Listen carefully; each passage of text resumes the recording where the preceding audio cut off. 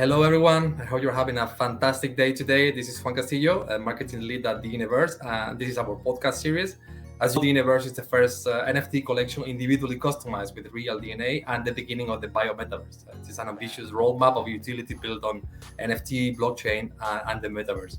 The goal of this podcast is to promote conversations about Web3 ecosystem and give the floor to those adding value to this ecosystem, this space. I'm thrilled of having today a super special guest, an entrepreneur in digital health and TEDx speaker.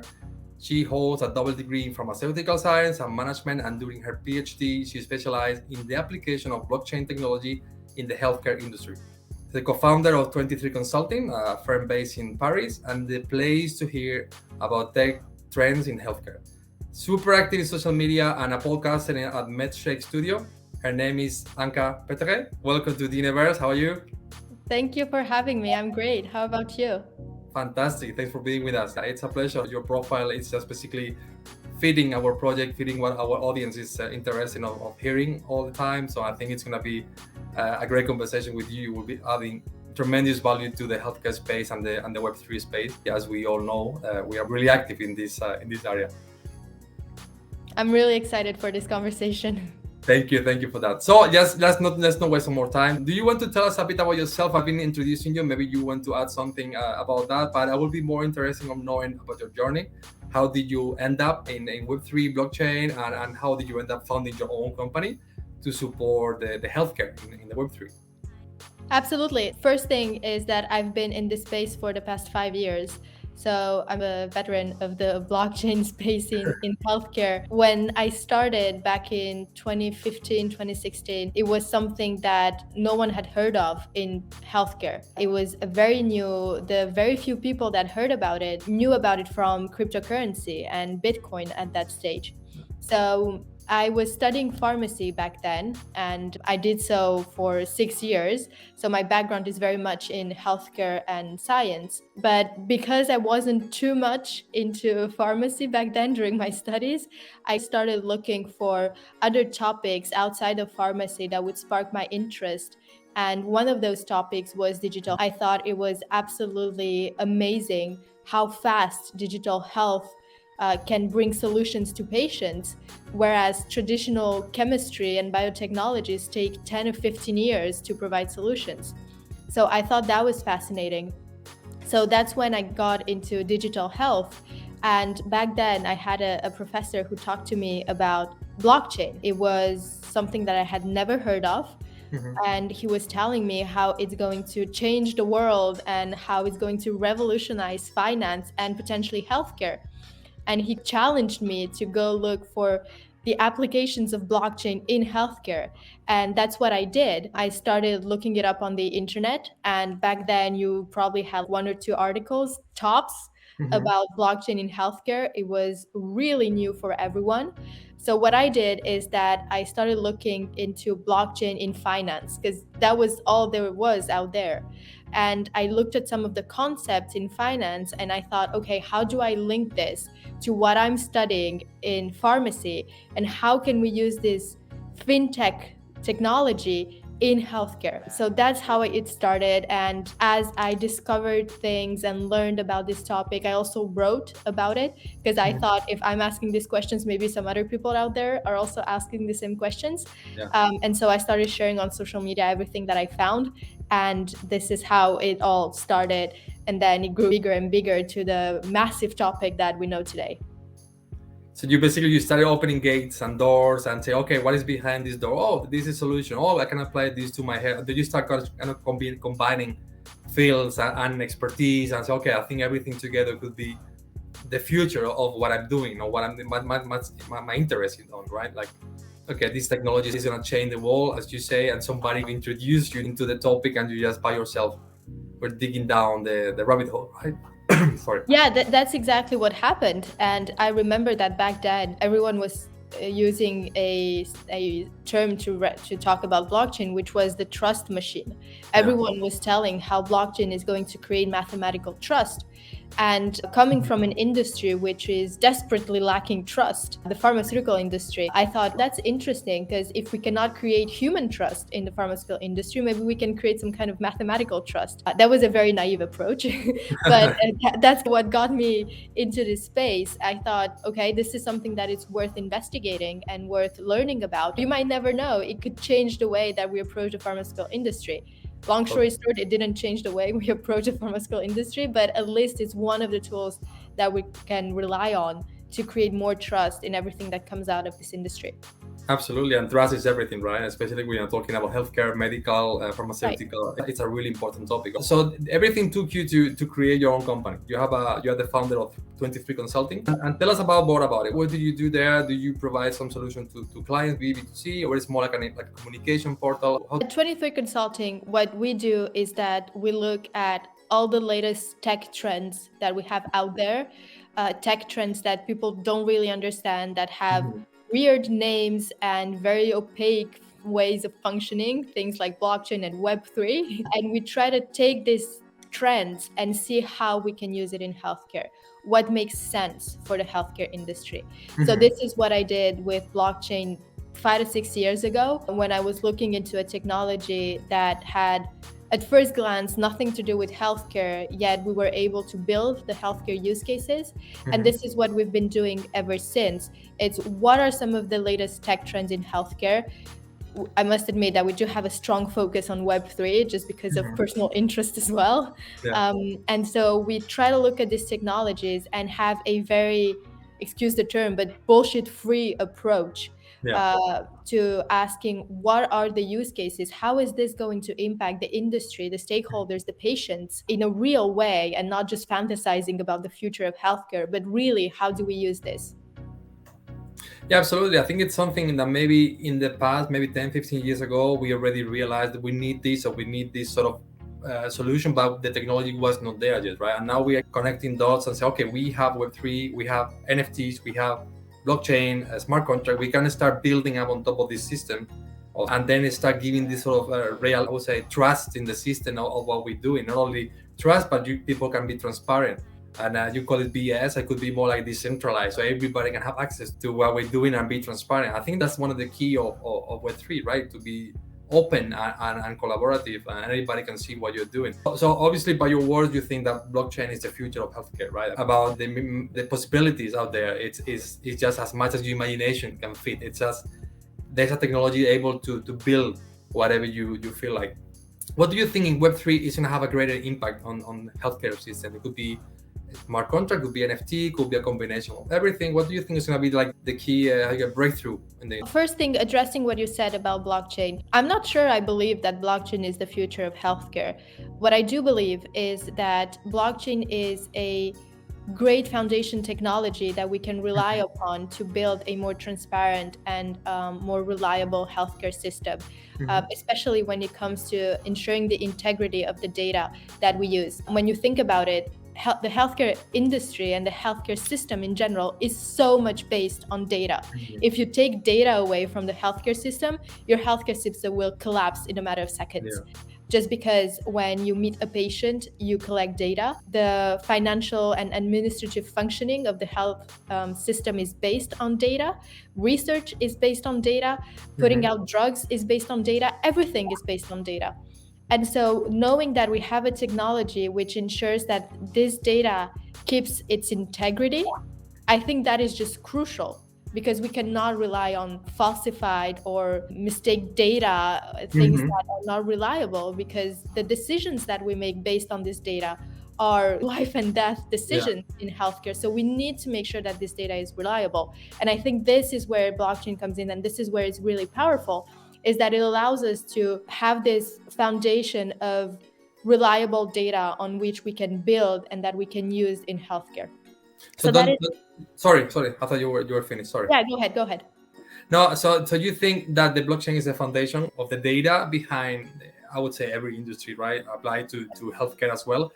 So do you think the company should be investing in blockchain as a foundation, basically the base we built on this, and then we start applying our knowledge, what we know today, or also maybe building something else on top, like I would say metaverse, or AI, or NFT application tokenomics? What do you think it should be companies doing? As you say, this is not the future as per se, but it's one more thing in the. I don't think that companies should have a tech-driven approach, because I think this is where we got things wrong in the beginning, is where all the companies were looking at using blockchain without really knowing why they were using blockchain or what sort of need they were addressing. They were just, let's use blockchain because blockchain is a thing right now and we have to use it because it's so trendy and hype.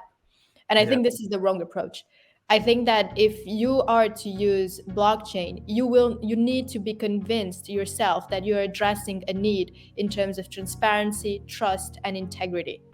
And starting from there, if you work in an industry where you have patients that are asking for more transparency, that are asking for more trust, then blockchain makes sense for you, but you have to address it from the need and not just the. I think I agree with you. I think at the end we have people behind, and those people not only require or demand trust, but also they are behind or looking after any sort of service that is taken care by humans in a way of.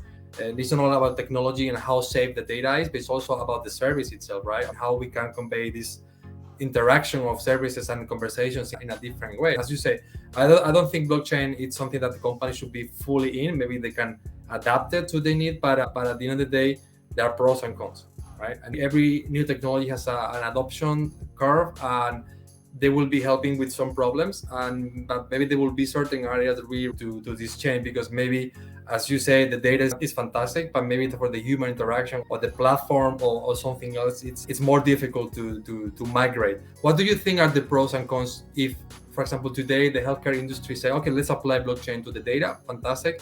What can we solve with this? But what kind of other problems we can find behind, as I said, human interaction? I don't think that there are many problems that come with using blockchain. I think some of the cons in terms of adoption that we have right now is that we're lacking experience. And so when companies are asking, what is the return on investment in using blockchain? I have to be honest, I don't really know what to answer to this type of question. And so I don't think that there's something bad that comes with using blockchain. I just think that we don't have enough arguments for now to justify a huge investment in blockchain, just because we don't have enough feedback and experience of knowing what is the impact of using it on a large scale in healthcare. We have experiments, we have proof of concepts, but it's not something that is adopted across all the industry, and we can say, okay, so we've adopted this is what we got out of it, and now everyone can pretty much do the same because the return on investment is quite clear. We don't have that yet. And so I think that what is blocking adoption is that we don't have that experience for now. And so everyone is looking at each other, seeing who goes first and who has the first data, and then everyone can follow. Let's follow the case studies, and then let's see if it works or doesn't work, and then we decide upon that. I think that's the right approach. I think every technology, as soon as you're introducing in a whole industry like a massive scale, I think it will create some sort of friction, and I think every entity has to check on their needs and say, we need to apply this one on our service platform, people, whatever, or not. And I think for something that is actually that you mentioned before, our previous podcast, it's the application of healthcare to the direct consumer, to the final consumer of the service, which is the patient or the client, I would say.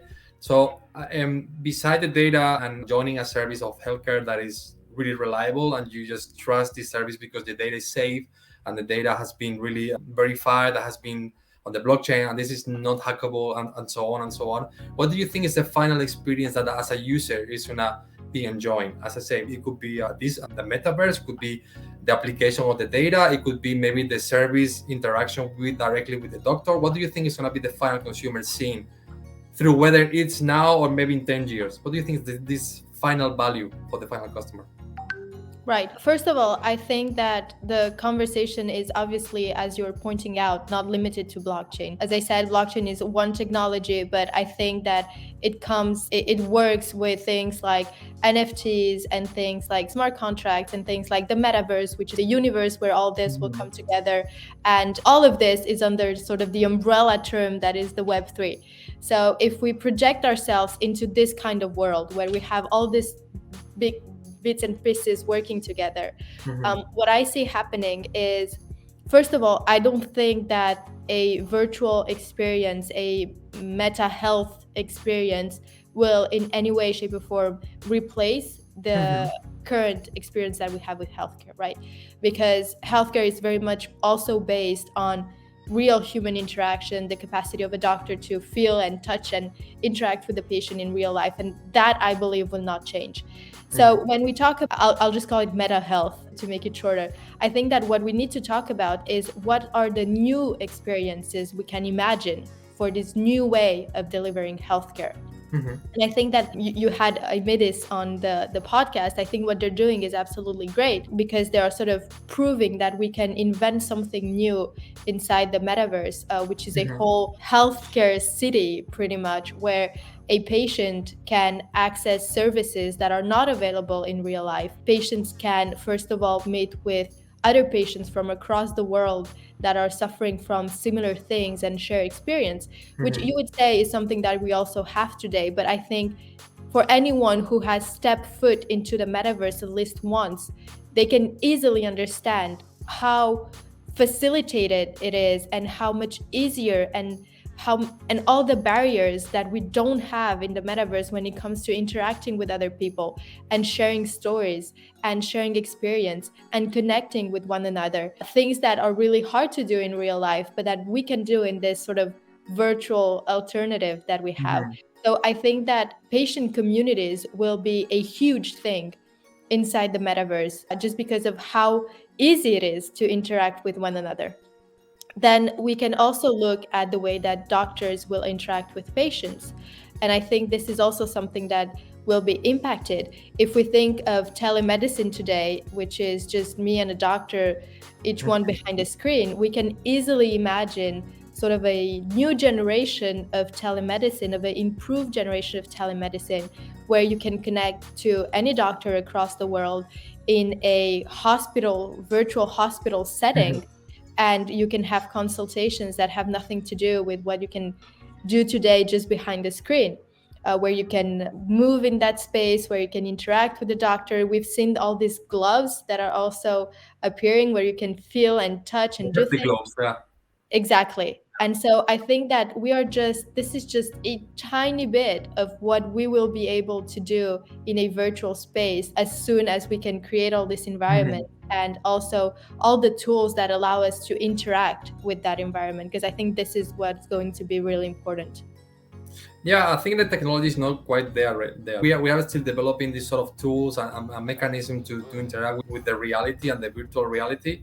But as soon as we enhance this system, like in 20, 25 years down the line, maybe even 10, we will be able to, in a way, not as you say, not substitute the services, but I think it's going to be a parallel road of services or attendance to those people that just want a quick consultancy on something that is maybe a minor problem.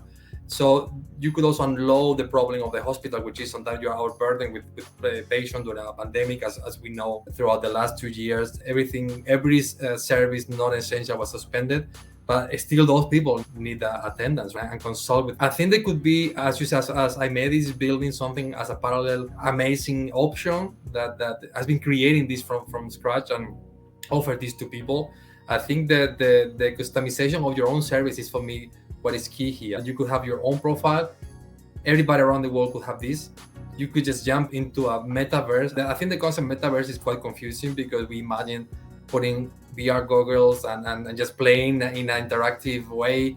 But we are already living in a metaverse. You have your movies at home. You don't need to go to the theater anymore. You can buy things online and you don't need to go to a shop. This is like a metaverse. At some point, the technology is going to bring us into a more digital realm. So this is for me the question, that how the final consumer is going to adopt it. Maybe not now, but as we saw with the beginning was quite difficult to bring masses to the mobile phones, and now suddenly the iPhone came up and the smartphones and everybody was adopting. There was no way. Nowadays nobody has an iPhone. So I think this is the same. It could be interesting to see in which direction we move and what kind of percentage of digital and physical we're gonna be having in our lives. And I say maybe it could be for elder homes, or maybe somebody to be in telemedicine right away at the moment, or maybe sensors that it could be feeling you right away and call your doctor. It could be a myriad of things that we still don't even know. Yeah, so applying this to the final consumer, I think it's quite interesting to see how things are going to be evolve. But obviously, I would like to bring also your expertise in Web3 and blockchain.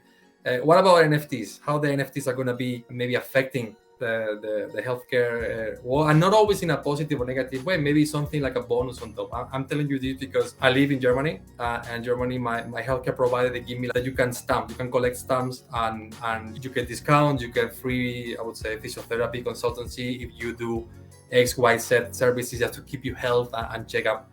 What do you think the NFT could add on top of the healthcare system as we know today? First of all, just going a little bit back to what you were mentioning about adoption, I think there are three different things that create adoption. And I think that we have to be very careful about those when we talk about Web3 and NFTs and blockchain and so on. The first one, is it useful? Do I get something inside of this virtual world that I don't get in real life? Do I Because need it, if right? I just get it in real life, then what's the point, right? Yeah. Do I need something else, right? Yeah. Exactly. So it is about how useful it is to me as a user. The second thing is how easy it is to access. Because if in order to access the metaverse, we all have to purchase a virtual reality headset, then that's a huge barrier to adoption, right? So the second thing is how easy it is to get in there and how easy it is to use. And I think the third thing is how much trust do I place in this environment? Do I know that the person who I'm talking to is a real doctor? Who is behind avatar number 305? Who are these people? Is it a trustworthy environment? And I think that once we have those three things, then we will see increased adoption in terms of Web3 technologies, but more specifically the metaverse. Then talking about NFTs, what I envision if we really project ourselves onto the long term is that if I'm a avatar in the metaverse, I can just walk around with a wallet over my head that says what type of data I have in my wallet, who can access it, and let's say that I have a doctor who's walking next to me, he can just click on my wallet to see what type of data I can provide that doctor and just purchase the data through whatever cryptocurrency is in that space. And then we have just data exchange, and I have my own wallet with my own health data represented by NFTs that I can share with whoever is around me with my consent. The transactions can occur very easily in a very transparent way. It is all backed by blockchain, so we know that where the transactions are going. And we have this in a virtual environment where we each as individual this control of our health data because we just own that data in forms of NFT in our wallets. So if I really look into the future, this is what I think would be really interesting to have, really be in ownership of our identity, our health data, and everything that has to do with that. And we can just use it and share it and do whatever we want with it.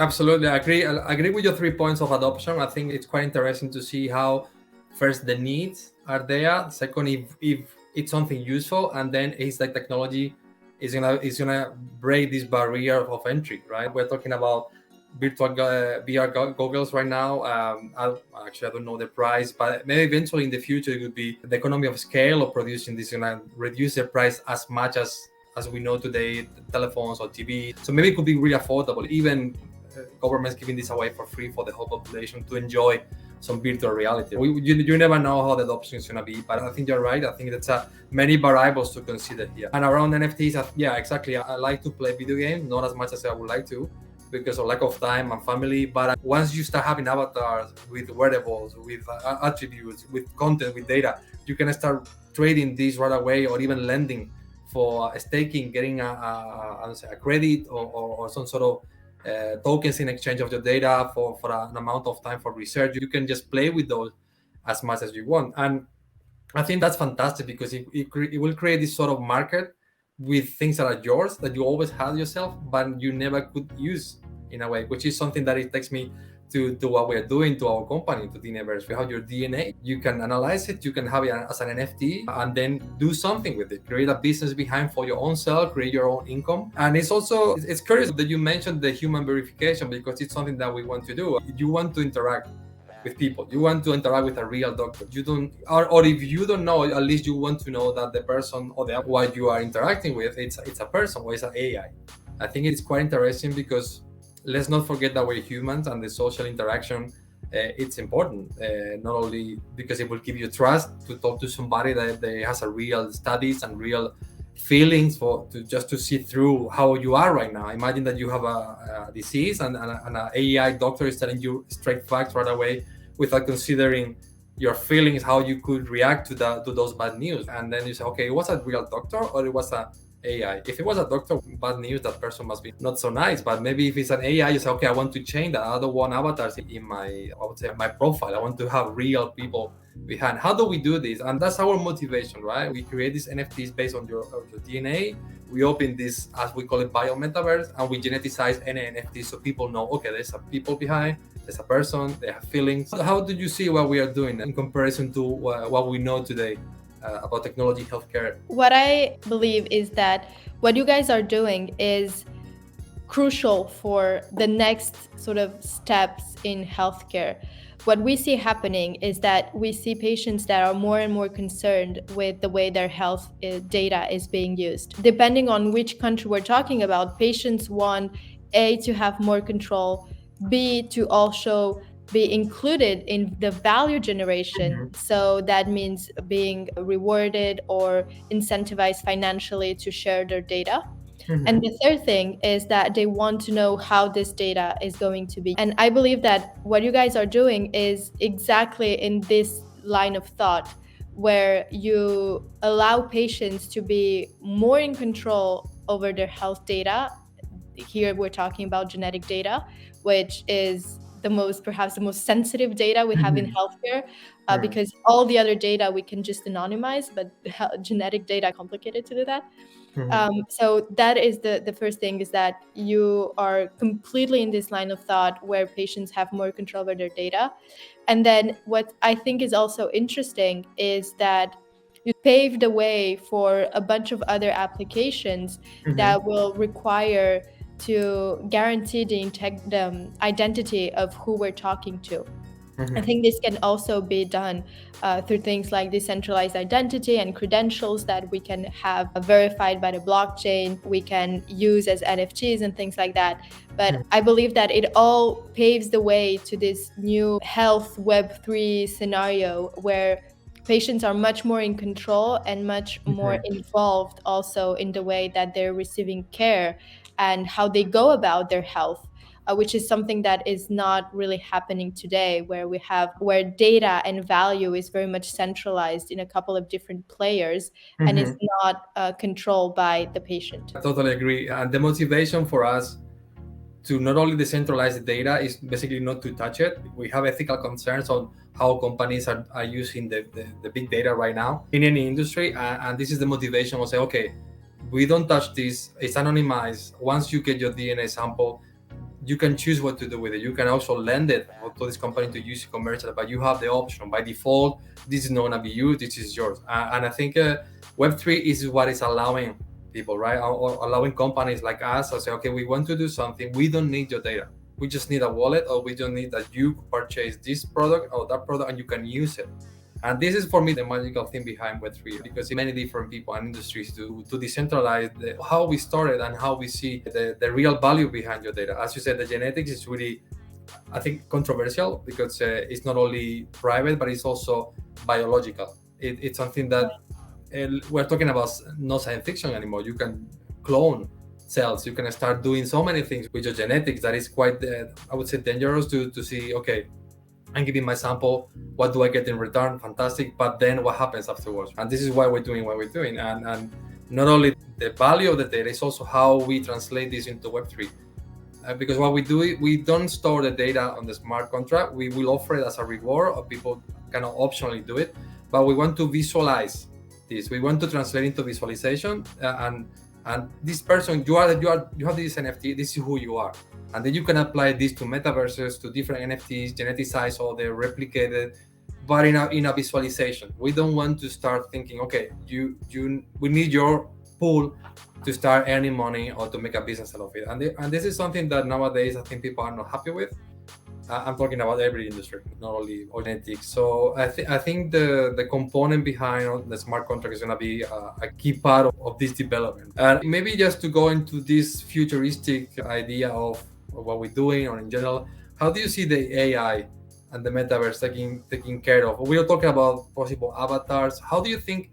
What is the limit of the human in the healthcare, and where does the AI takes over completely in a way that we say, okay, this is actually too much, or we just cross some. The way that I see artificial intelligence, and this is just a pretty standard answer that I'm going to give you, is that for everything that is technical and that doesn't require emotional intelligence, right? Because artificial intelligence is absolutely fantastic to do anything that doesn't require emotions. Mhm. That as humans, Yes. it is still our area that we control and that we cannot replace by any type of Mhm. artificial intelligence. So I believe that this is where we should focus. This is where, if you were in a company and one of your, let's say, value proposition would be emotional intelligence, you would bet on that. You would Mhm. invest in that, and you would say, this is what makes us different. So this is where we should really heavily concentrate and focus, not on the rest that can be done by anyone else, including artificial intelligence. And so I think that in healthcare, we should have a similar approach where we know that today what is really important and that doctors can do and that no one else can do, including Mhm. artificial intelligence, is that emotional intelligence, is being human. We're great at being humans. Mhm. So let's keep on doing that. Yeah. And I think that this is where we will bring a lot of value is, for instance, when pharmacists will stop just selling drugs, but actually help patients as a primary care point Mhm. and be the first people that patients talk to when something is wrong or when they need prevention or when they need anything healthcare related. When doctors will stop spending hours behind a computer and learning new data and Mhm. would rather be present with a patient and giving time and being there humanly and emotionally. And I think this is where we bring value as humans and as healthcare professionals, is when we interact with the patient on an emotional level, when we're there for support, for explanation, for anything that a patient Mhm. might need that is not technical. That artificial intelligence can do really well.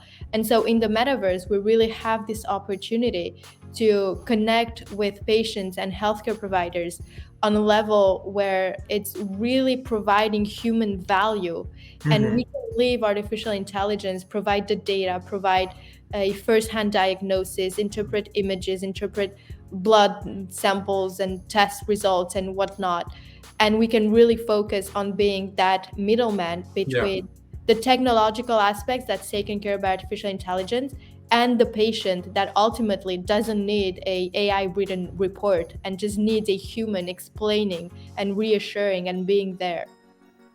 Absolutely. I think the administrative part, the functions, the I would say any sort of mechanical function that, or task that you can take over by AI, and it's more time for professionals and doctors and humans to dedicate themselves to what really are good at, right? Which is attending patient, analyzing what they have, and being human after all. And that's why we're doing what we're doing.